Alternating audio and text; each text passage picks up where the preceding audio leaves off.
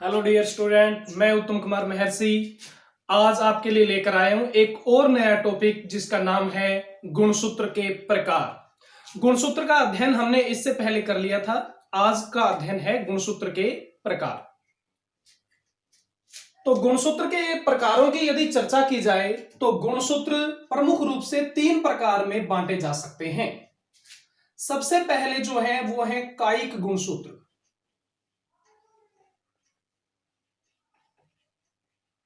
कायिक गुणसूत्रों को एलिंग गुणसूत्र भी कहा जा सकता है। एलिंग गुणसूत्र। इसके अलावा इन्हें ऑटोसोम भी कहा जाता है।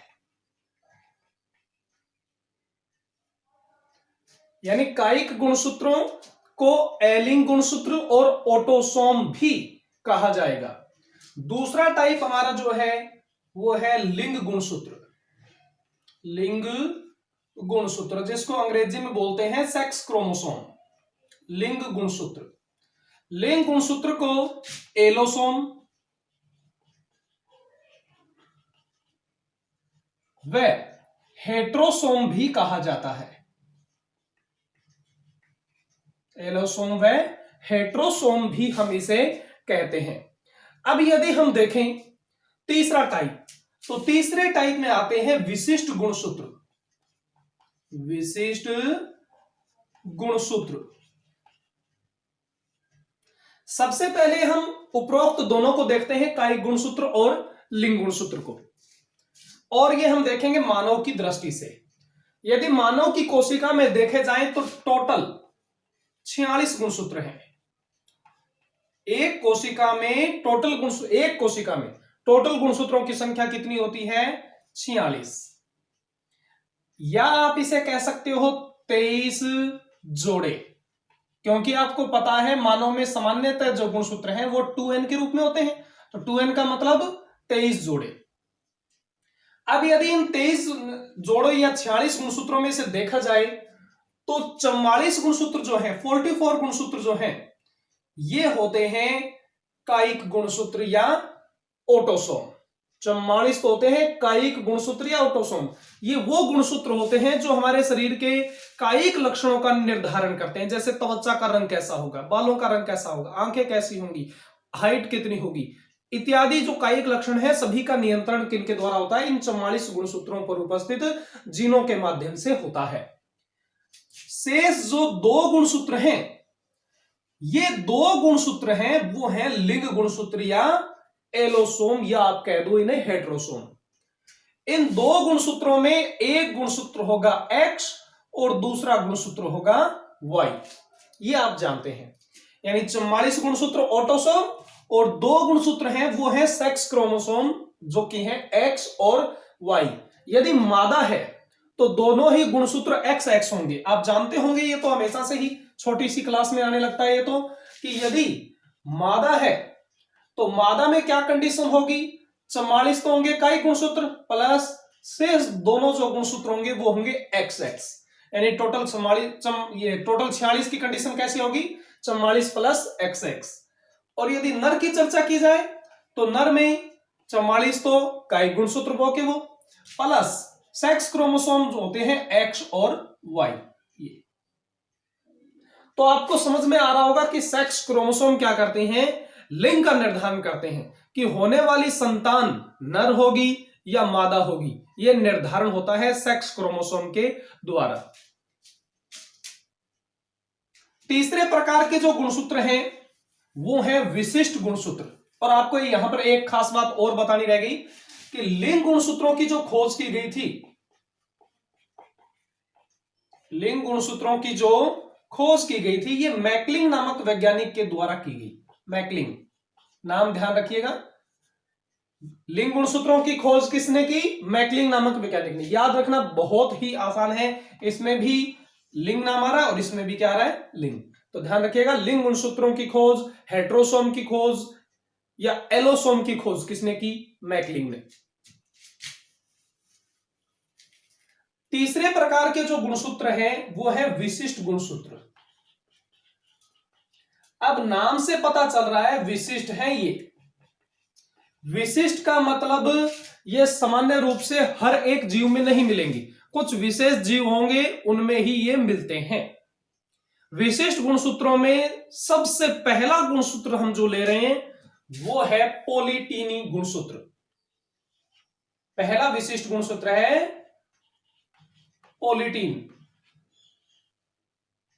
इसके और भी नाम है जैसे महागुणसूत्र, महागुणसूत्र। इसके अलावा इन्हें लार ग्रंथि गुणसूत्र भी कहते हैं। पहला विशिष्ट प्रकार का गुणसूत्र कौन सा है? पॉलीटीन गुणसूत्र, महागुणसूत्र या लार ग्रंथि गुणसूत्र। किसी भी नाम से आपसे पूछ ले, आपको ये नाम अच्छी तरह से ध्यान रखने हैं, बहुत ज्यादा इंपॉर्टेंट। गुणसूत्रों के प्रकार में यदि सबसे इंपॉर्टेंट देखा जाए तो ये विशिष्ट प्रकार के गुणसूत्र हैं, आपको अच्छे तरीके से ध्यान इन्हें रखना है। प्रत्येक नाम का यहां पर अर्थ होगा, लेकिन उससे पहले हम देख लेते हैं खोज। इसकी खोज जो की गई थी वो बालबियानी नामक वैज्ञानिक के द्वारा की गई थी। किसके द्वारा की गई थी? बालबियानी नामक वैज्ञानिक के द्वारा इसकी खोज की गई थी। याद रखने के लिए ट्रिक बता देता हूं छोटी सी। ये बनियान जैसा नाम लग रहा है ना, बाल बनियान, यानी बच्चे की बनियान। किस में लेकर आते हो आप? पॉलीथीन में लेकर आते हो, पॉलीथीन में लेकर, बड़ी पॉलीथीन में लेकर आते हो। बच्चा उस बनियान को देखता है तो लार टपकने लगती है, बच्चे को पता नहीं पॉलीथीन में क्या है तो लार टपकने लगती है। तो आप तीनों नाम से याद रख सकते हो। इसकी खोज किसने की? बालबियानी की खोज। ये बालबियानी ने पॉलीटीन, महागुणसूत्र या लार ग्रंथि गुणसूत्रों की खोज की थी। यदि हम इनके नामों का अर्थ देखें, क्या अर्थ होता है इनके नामों का, तो सबसे पहले हमारे पास आता है पॉलीटीनी गुणसूत्र। आमतौर पर आपने पढ़ लिया है पहले ही कि एक गुणसूत्र में दो अर्ध गुणसूत्र या दो क्रोमेटिड होते हैं। जैसे कि ये एक क्रोमोसोम है हमारे पास। इस एक क्रोमोसोम में कितने क्रोमेटिड दिखाई दे रहे हैं आपको? दो। एक क्रोमेटिड ये और दूसरा क्रोमेटिड ये। एक गुणसूत्र में कितने क्रोमेटिड होते हैं? दो। परंतु यहां पर इन गुणसूत्रों के अंदर क्रोमेटिड का द्विगुणन होता रहता है, क्रोमेटिड डुप्लीकेशन करते रहते हैं, जिससे इनमें एक से अधिक क्रोमेटिड उत्पन्न हो जाते हैं। जैसे इनकी संरचना किस प्रकार से बनेगी? ऐसे, इस प्रकार से इनकी संरचना बनेगी। तो इसमें क्रोमेटिड जो है बार बार डुप्लीकेशन करते रहते हैं और इनके डुप्लीकेशन को कहा जाता है पॉलीटेनी। पॉलीटेनी। क्रोमेटिड का डुप्लीकेशन क्या कहलाता है? पॉलीटेनी कहलाता है। क्योंकि इन गुणसूत्रों में बार बार पॉलीटेशन होता रहता है, पॉलीटेनी होती रहती है, इसलिए इनका नाम क्या हो गया? Polytene chromosome. इसके अलावा बार बार द्विगुणन होने के कारण, बार बार पॉलीटेनी होने के कारण, क्रोमेटिड की संख्या बढ़ने के कारण इनका आकार सामान्य से बड़ा हो जाता है। तथा एक और खास बात ध्यान रखिएगा, एक क्रोमेटिड में एक डीएनए पाया जाता है। एक क्रोमेटिड में एक डीएनए ही पाया जाता है। यहां पर क्रोमेटिड की संख्या बढ़ रही है तो जाहिर सी बात है डीएनए की संख्या भी बढ़ रही है। चूंकि इन गुणसूत्रों में डीएनए अधिक मात्रा में पाया जाता है, इनका आकार बड़ा होता है, डीएनए अधिक पाया जाता है, इसलिए इनको क्या कहते हैं? हम महागुणसूत्र भी कहते हैं। और तीसरा, नाम से पता चल रहा है, लार ग्रंथि गुणसूत्र। ये जिन जीवों में मिलेंगे उनमें कहां पर मिलेंगे? लार ग्रंथि की कोशिकाओं में ये गुणसूत्र मिलेंगे। और आपको बता दें कि जिस कोशिका में ये मिलते हैं वो कोशिका विभाजन नहीं कर सकती, सूत्री विभाजन नहीं होता उसमें, क्योंकि ये कोई सामान्य गुणसूत्र नहीं है। तो ये उपस्थिति कहां कहां पर है इसकी, ये तो हमने इसका नाम देख लिया। यदि हम पॉलीटेनी, महागुणसूत्र या लार ग्रंथि की उपस्थिति देखें कि ये किन किन जीवों में पाया जाता है, तो ये मिलेगा काइरोमेरा में, काइरोमस। किन में मिलेगा? काइरोमस में। ध्यान रखिएगा, काइरोमस की लार ग्रंथि में यह पाया जाता है। इसके अलावा डिप्टेरा गण के जो सदस्य हैं, किस गण के? डिप्टेरा। नाम ध्यान रखिएगा, डिप्टेरा गण, ये कीटों का एक गण है जिसका नाम क्या है? डिप्टेरा गण। तो डिप्टेरा गण के सदस्य जैसे मच्छर के अंदर भी ये उपस्थित होता है। इसके अलावा मक्खी, ये भी डिप्टेरा गण का है। इसके अलावा ड्रोसोफिला, नाम सुना होगा आपने ड्रोसोफिला, जिसको कहा जाता है फल मक्खी। फल मक्खी, इन सभी के अंदर, दोबारा देख लीजिए, काइरोमस, इसके अलावा डिप्टेरा गण के सदस्य जैसे मच्छर, मक्खी, ड्रोसोफिला, जिसे फल मक्खी भी कहते हैं, कि लार ग्रंथियों में पाए जाते हैं ये गुणसूत्र। तो इतनी ही खास बातें आपको इसके बारे में ध्यान रखनी है। इसके अलावा यदि इसकी संरचना आप देखो तो आपको पता है कि इसकी संरचना में एक से अधिक क्रोमेटिड पाए जाते हैं। इस प्रकार से पाए जाते हैं। यदि हम इस एक क्रोमेटिड के स्ट्रक्चर को देखें तो वो एक क्रोमेटिड की स्ट्रक्चर हमें इस प्रकार की दिखाई देगी।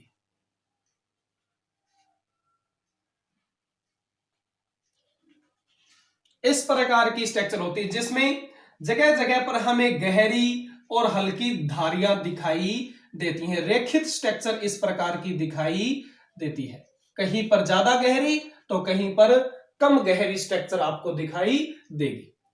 तो इसके जो क्रोमेटिड है उसकी संरचना कैसी दिखाई देती है? ज्यादा गहरी दिखाई देती है, कहीं से कम गहरी, रेखित रूप से ही इसकी क्रोमेटिड पाई जाती है। इसके अलावा इसके क्रोमेटिड में जगह जगह पर कुछ फूले हुए स्थान दिखाई देते हैं जिनको पफ कहा जाता है। क्रोमेटिड के फूले हुए स्थानों को क्या कहते हैं? पफ। और इनके पफ स्थानों से ही आरएनए का निर्माण होता है। इनके पफ स्थानों से ही किसका निर्माण होगा? आरएनए का निर्माण होगा। तो बस इतनी सी बात आपको ये ध्यान रखनी है पोलिटीन महागुणसूत्र या लार ग्रंथि गुणसूत्र में।